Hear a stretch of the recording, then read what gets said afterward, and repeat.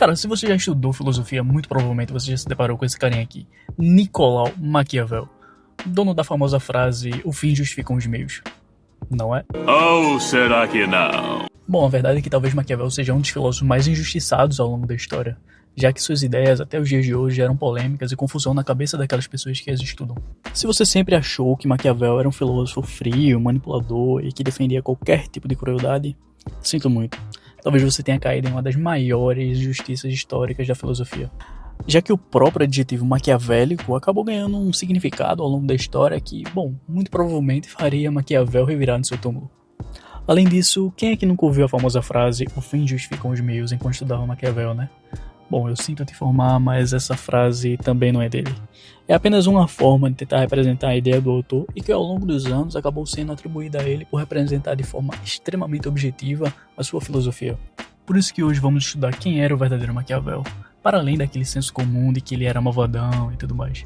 Então já pega papel e caneta e vem comigo nessa. E para conseguir entender a filosofia de Maquiavel é fundamental que a gente volte um pouquinho no passado, para ser mais exato, na Itália no século XV. Mas vamos esquecer aquela ideia de país unificado, ok? Já que a Itália, na época, era dividida em diversas cidades-estados, como, por exemplo, Florença, Veneza, Milão e os estados papais.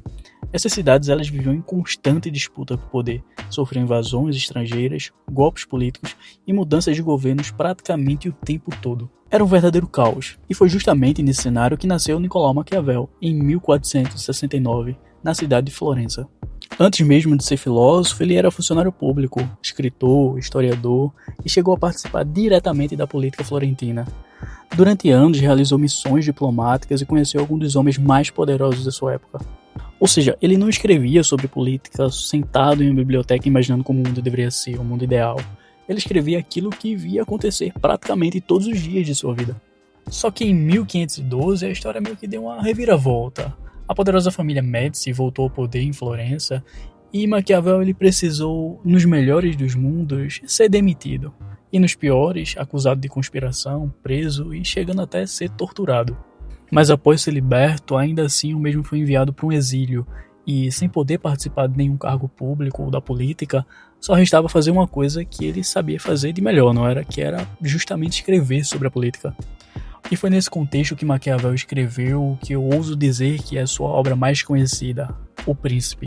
E é justamente nessa obra que começa toda essa confusão de que Maquiavel é mau. Já que muita gente lê O Príncipe achando que é como se fosse um manual ensinando governantes a serem simplesmente cruéis.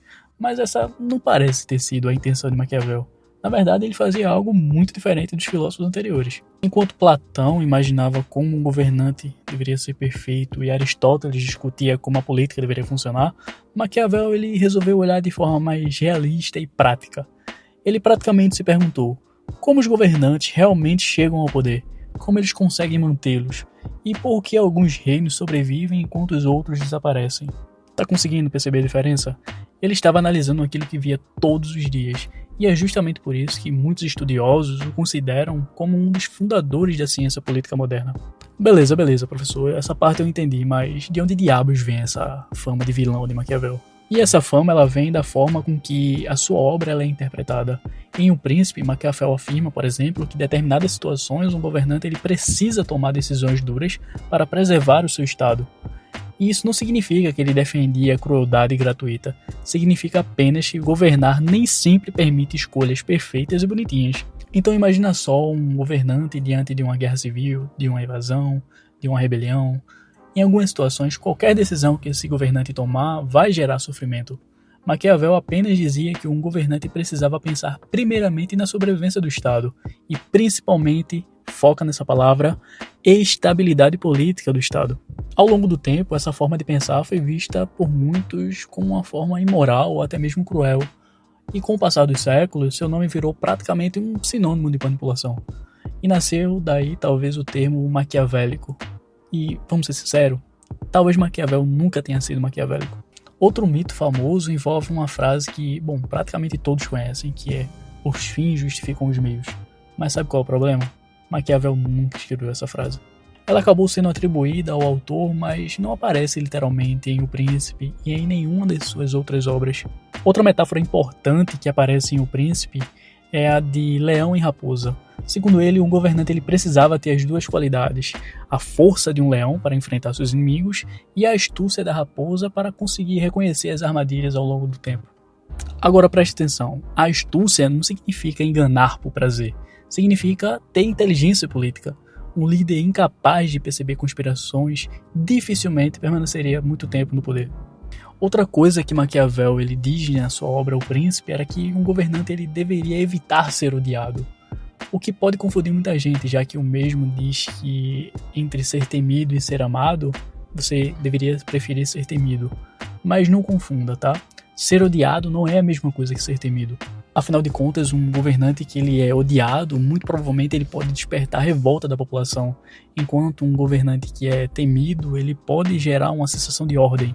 E mais uma vez, Maquiavel estava apenas descrevendo um mecanismo de poder, não incentivando violência gratuita pura e simples. Um aspecto revolucionário da sua obra é que ele separava a política da religião. Afinal, durante séculos, muitos pensadores analisavam o governo principalmente pela moral religiosa. Maquiavel, por sua vez, ele rompeu com isso. Ele passou a estudar a política como um fenômeno próprio, com suas regras, estratégias e interesses específicos. Essa mudança influenciou profundamente a filosofia política moderna e continua sendo estudada até os dias de hoje. É claro que isso não significa que Maquiavel estivesse ou está 100% certo. Seus contextos ainda geram debates enormes entre filósofos, historiadores e cientistas políticos. Alguns acreditam que sua visão abriu espaço, por exemplo, para justificar governos autoritários. Outros defendem que ele apenas teve coragem de dizer aquilo que muitos preferiam esconder, que a política raramente funciona como gostaríamos. Talvez seja por isso que Maquiavel permanece atual e é estudado até os dias de hoje.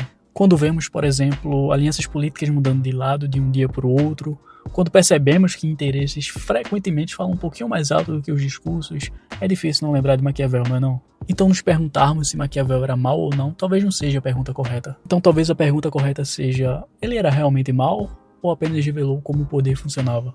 E é justamente por isso que, mais de 500 anos depois, seu nome continua despertando tanto fascínio quanto polêmica. Agora, cá entre nós, você curtiu esse vídeo, não curtiu? Quer ficar por dentro de outros filósofos que ao longo da história também foram injustiçados ou mal compreendidos? Então já deixa seu like, seu comentário e manda para aquele amigo que adora o universo das humanas. Ah, e não se esquece de se inscrever no canal e ativar o sininho para ficar por dentro de novos conteúdos de geografia, filosofia, sociologia e história. Um forte abraço e até mais.